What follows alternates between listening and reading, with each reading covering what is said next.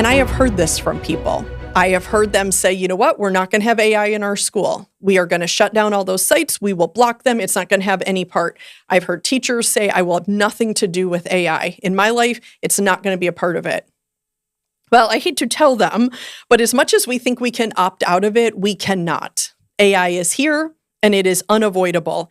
And you know what? It is going to continue to influence our lives more and more and more, regardless of what our response is. So we can choose to ignore it, but that's not going to send it away. And by the way, you know, the same was said about some other things that we use in our lives these days. I thought you might find this very interesting. I was reading about some previous technology advances and previous, things that people have come up with, ideas that they have come up with, and how they were immediately rejected. And now guess what? They are still here. How about this? The horse is here to stay, but the automobile is only a novelty, a fad. That was said by the president of Michigan Savings Bank, advising Henry Ford's lawyer not to invest in Ford Motor Company. How interesting. How about this one? I think there is a world market for maybe 5 computers, said Thomas Watson, chairman of IBM in 1943. How about this one from Time magazine in 1966? Remote shopping, while entirely feasible, will flop. Well, I don't know about you, but I think that's kind of a daily occurrence for most of us, right? And we might not call it remote shopping, but we have that online or that e-commerce idea there. Okay, how about this one? Television won't be able to hold on to any market it captures after the first 6 months. People will soon get tired of staring at a plywood box every night. Said by a film producer and head of 20th Century Fox in 1946. We know where that's gone. If you've walked into Best Buy or Walmart, there's whole sections of TV. It appears they have stuck around. What about this one? The internet will catastrophically collapse in 1996.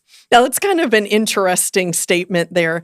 It was said in 1995 by the inventor of the Ethernet.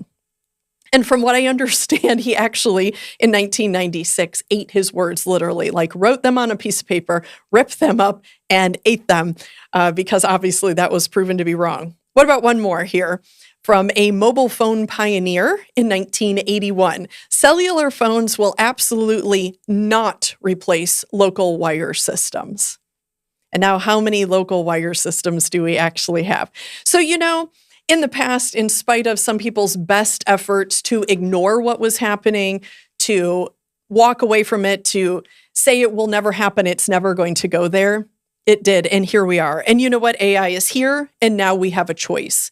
As you know, personally, we have a choice, but also as educators. Are we going to ignore it?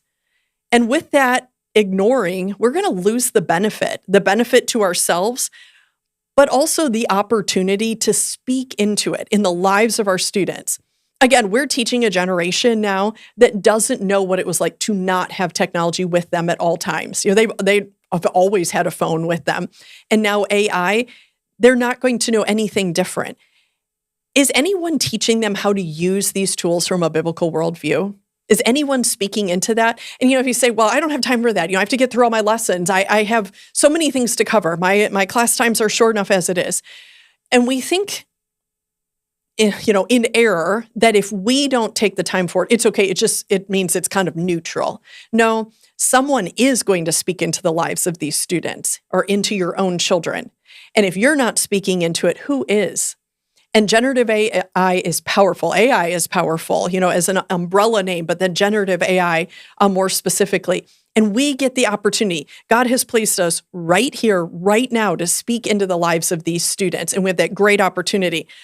But again, how are we to do that if we don't know much about it? So our first task is to become knowledgeable. We need to be wise to what it is. Even we don't have to be an expert, but what is it? So that we can be wise to the misuse of it. And also so we can champion the benefits of it.